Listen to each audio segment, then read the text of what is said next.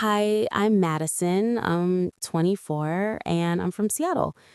3 months ago, I woke up one morning and found this massive bruise on my thigh, like huge. And I had absolutely no memory of hitting anything or following. I'm not the most graceful person, but this was different. This was scary different. And that bruise, that was just the beginning. What happened next completely changed my life. And honestly, it almost ended it. If you stick around for my whole story, you're going to learn some really important warning signs that could literally save your life or someone you love. You'll also learn how to fight for yourself when doctors aren't taking you seriously, because trust me, that's exactly what happened to me. And most importantly, you'll understand why you should never, ever ignore what your body is trying to tell you, even when everyone else is telling you it's nothing. So please watch until the end. This story might just save your life. So let me start from the beginning. It was early February, and I was living my best life in Seattle. I had this great job as a graphic designer at this cool startup. I was hitting the gym regularly, going out with friends on weekends. And then I started noticing these bruises. At first, I honestly didn't think much of it. I mean, I've always been kind of clumsy. My friends used to joke that I could trip over air. So when I'd see a bruise on my leg or my arm, I'd just think, ugh, I probably bumped into something at work, or maybe I hit the squat rack wrong at the gym. But then they started getting weird. Like I'd wake up in the morning and there would be this massive purple bruise on my thigh, and I would have absolutely no memory of hitting anything. And I'm talking big bruises, like the size of my palm. That's not normal bumping into stuff territory. The thing that really started freaking me out was how they looked. These weren't your typical little bruises that are like bluish and fade in a few days. These were deep purple, almost black in some spots, and they would last for weeks. Weeks! And they hurt to touch, which was also new for me. I remember one morning in March, I was getting ready for work, and I looked down at my legs, and I literally counted 12 bruises. 12! From my ankles all the way up to my thighs. And I'm standing there in my bedroom thinking, what the hell is wrong with me? My roommate Sarah started noticing too. She'd be like, Madison, what happened to your leg? And I'd just shrug and say, I must have bumped into something.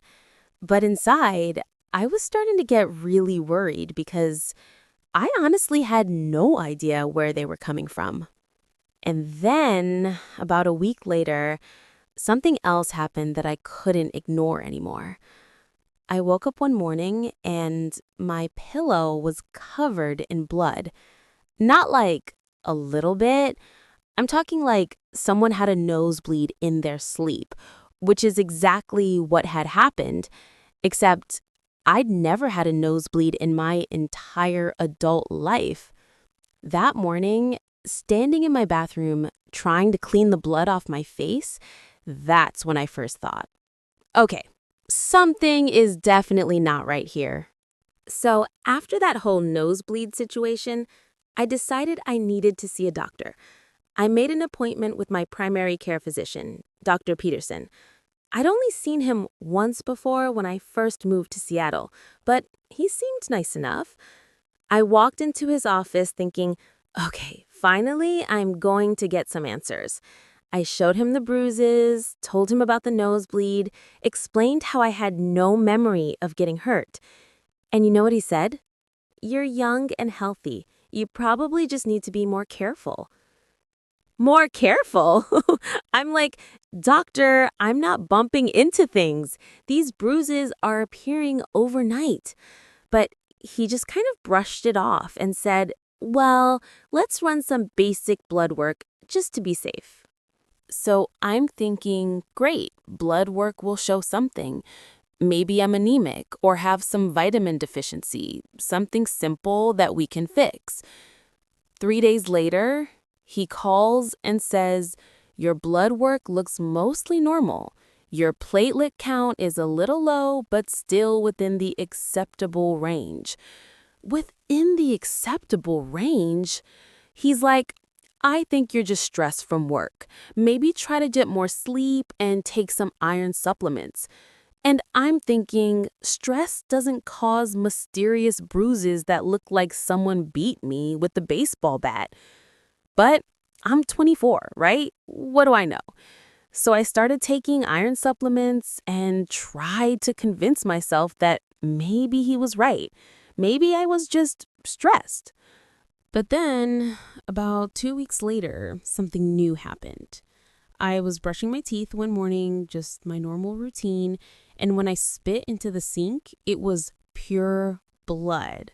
Not like a little pink from bleeding gums, I'm talking bright red blood, like I'd just bitten my tongue really hard. This kept happening every time I brushed my teeth. And then I started getting these random nosebleeds during the day.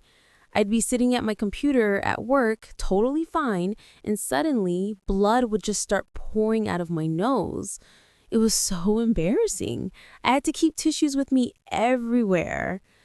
So I went back to Dr. Peterson. This time I was like, look, something is definitely wrong. The bruises are getting worse. I'm bleeding from my gums and nose for no reason. And he looks at me and says, have you been under a lot of stress at work lately? Stress. Everything was stress to this guy. He's like, sometimes stress can manifest in physical symptoms. I think you should consider talking to someone about anxiety. Anxiety. I wasn't anxious until I started bleeding from multiple places. But he did agree to refer me to a hematologist, which is a blood specialist. Except, here's the thing. The earliest appointment they had was 6 weeks out. 6 weeks!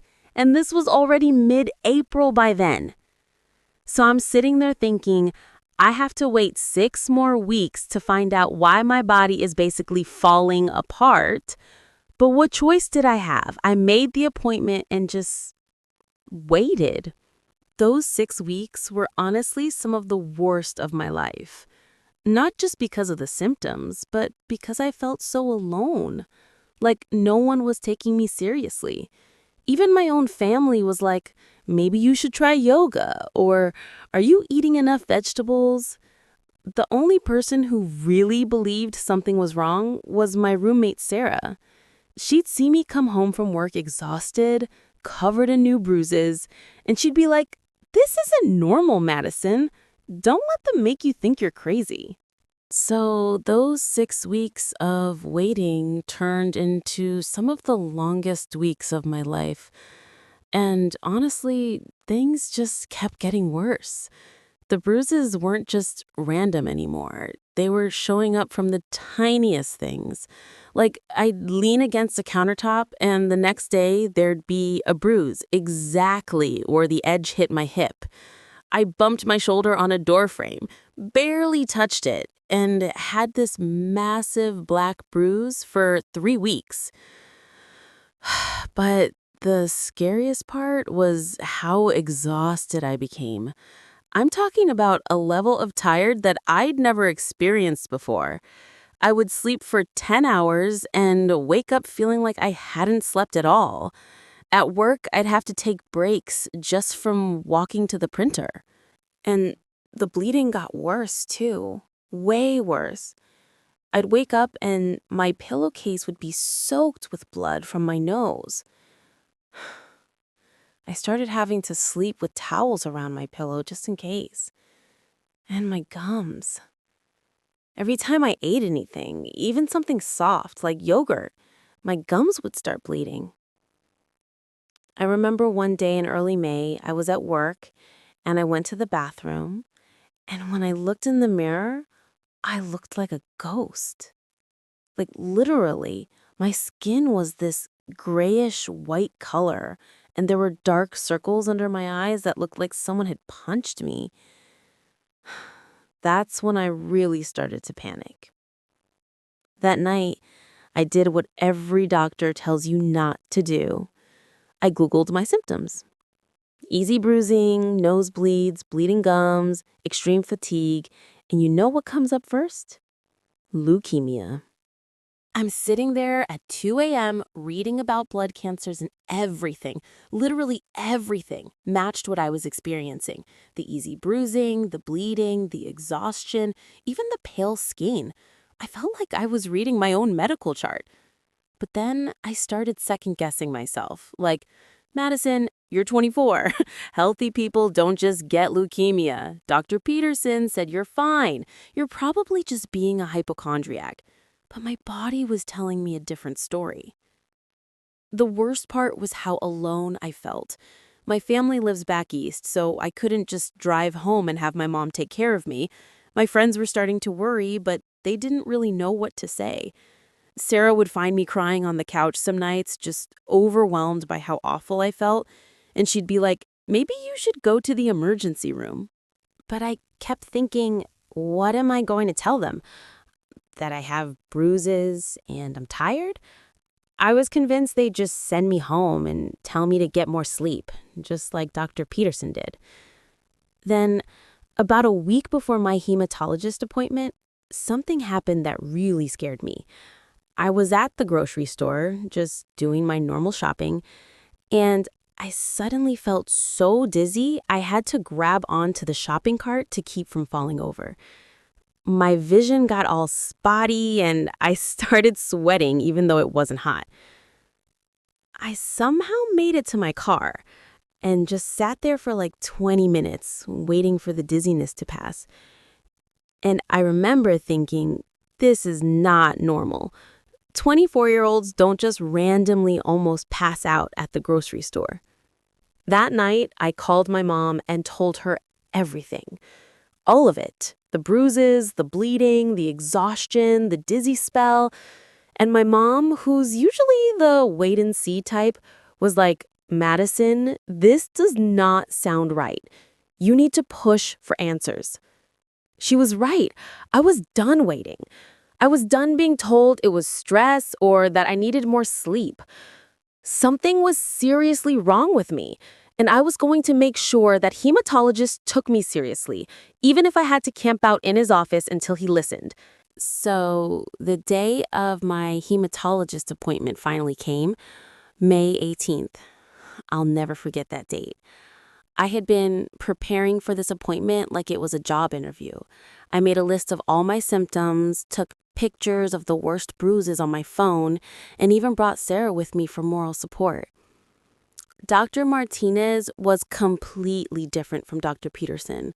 The first thing he did was actually look at my bruises, like really examine them. He had me roll up my sleeves and lift up my pant legs, and I watched his face change as he saw them. He was quiet for a moment. Then he looked at me and said, Madison, how long have you been experiencing these symptoms? When I told him it had been going on for almost 4 months, he just nodded and said, I think we need to run some more comprehensive blood work. Finally, someone was taking me seriously. He ordered what he called a complete blood count with differential, which sounds fancy, but basically just means they were gonna look at all the different types of cells in my blood, really carefully. But here's the thing. He wanted me to come back the next day to get the blood drawn because they needed to send it to a special lab. And then he said something that made my stomach drop. I'm also going to have you see our nurse practitioner today to go over some information about blood disorders, just so you know what we might be looking for. Blood disorders. Not, you're probably fine, or it's likely just stress. Blood disorders. I looked at Sarah and I could see the worry in her eyes too. The nurse practitioner, Jennifer, was really sweet, but the information she gave me was terrifying. She explained that my symptoms could indicate several different conditions. Some not so serious, like a vitamin deficiency or autoimmune condition, but others, others that were much scarier. She didn't say the word leukemia, but I could tell from the way she was talking, from the urgency of getting the blood work done, that they suspected something serious. The next 48 hours were the longest of my entire life. I tried to go to work, tried to act normal, but I couldn't concentrate on anything. I kept checking my phone every 5 minutes to see if Dr. Martinez had called with the results. On Friday afternoon, I was sitting at my desk at work when my phone rang. It was Dr. Martinez's office, but it wasn't the nurse calling to schedule a follow-up. It was Dr. Martinez himself. He said, "Madison, I need you to come in right away. Can you be here in an hour?" My heart just dropped. I just knew that if the results were normal, he would have just had the nurse call and tell me everything looked good. I told my boss I had a family emergency and left work immediately. Sarah met me at the doctor's office because there was no way I was going to hear whatever he had to say alone. We sat in his office, and Dr. Martinez had my file open in front of him. He looked at me and said, "Madison, your blood work shows some very concerning abnormalities.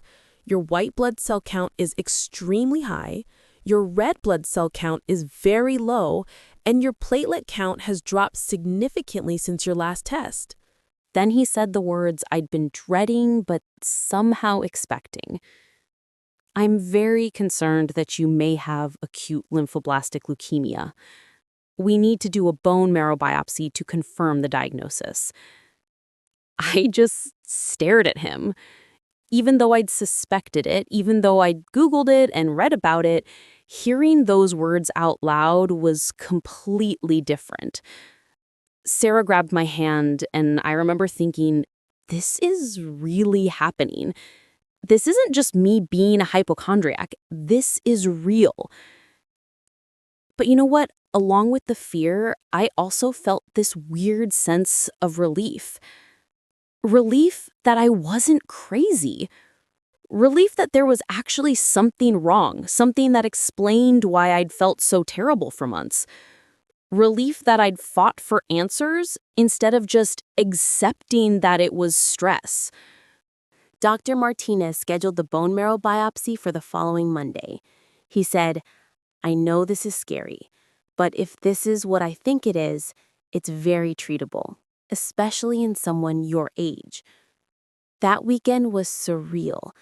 I called my parents and they immediately booked flights to Seattle. I told my closest friends, and suddenly everyone was being extra nice to me, which was sweet, but also made everything feel more real and scary. But the one thing I kept thinking was, I did this. I fought for myself. I didn't let Dr. Peterson convince me it was just stress. I trusted my body and I pushed for answers. And that might have saved my life. The bone marrow biopsy confirmed what Dr. Martinez suspected. I had acute lymphoblastic leukemia, or ALL. Hearing that diagnosis was terrifying, but it was also the beginning of finally getting the treatment I desperately needed. My parents arrived that same day, and honestly, having them there made everything feel more manageable. My mom went into full caretaker mode, and my dad started researching everything he could about my specific type of leukemia. Dr. Martinez explained that ALL is actually one of the more treatable forms of leukemia, especially in younger patients.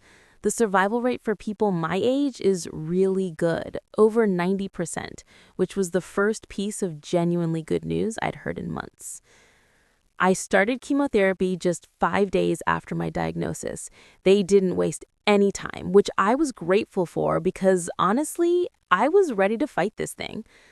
The first phase was called induction therapy, and the goal was to get my blood counts back to normal and kill as many cancer cells as possible. I'm not gonna lie, chemo was rough, really rough.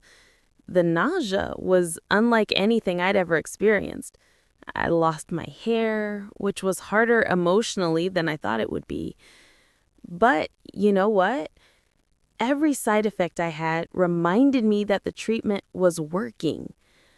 My roommate, Sarah, was incredible through all of this. She would sit with me during my long chemo sessions, bring me books and podcasts, and she even shaved her own head in solidarity when I lost mine. Having that support made such a difference. The whole experience really changed my perspective on everything. Before this, I used to stress about deadlines at work or whether someone liked my Instagram post or if I looked good in an outfit. Now, I wake up every morning grateful that my body is healthy and strong. After 6 months of treatment, I achieved what they call complete remission. My blood counts were normal, and there was no evidence of cancer cells in my body. I still have regular checkups every few months, and I probably will for the next several years, but I'm officially in remission. But here's the thing I really want everyone watching this to understand. This could have been so much worse if I hadn't fought for myself, if I had just accepted that first doctor's diagnosis of stress, if I hadn't pushed for more tests, if I hadn't trusted what my body was telling me. I honestly don't know if I'd be here right now. The average time from first symptoms to diagnosis for my type of leukemia is usually around 6 to 8 weeks. Mine took almost 4 months because I wasn't taken seriously initially. 4 months of my body getting sicker and sicker while cancer cells multiplied in my blood. I know it can be scary to advocate for yourself with doctors, especially when you're young and they're telling you nothing's wrong. But please, please trust your instincts. You know your body better than anyone else. If something feels wrong, keep pushing for answers.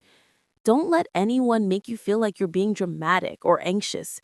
My first doctor made me feel like I was overreacting, but I wasn't. I was literally fighting for my life. I just didn't know it yet. I really hope my story was helpful for someone out there who might be going through something similar. If it was, please hit that like button and subscribe to this channel. It helps stories like mine reach more people who might need to hear them. And honestly, that could literally save someone's life. If you've had a similar experience, or if you know someone who's been dismissed by doctors when they knew something was wrong, please share your story in the comments below. The more we talk about these experiences, the more aware people become about trusting their bodies and advocating for themselves. Cancer is affecting younger and younger people these days. I was only 24 when this happened to me. Being informed and knowing the warning signs isn't being paranoid, it's being smart. So please share this video with someone you care about. You never know who might need to hear this message. Thank you so much for listening to my story. And remember, always trust your body. It's usually trying to tell you something important.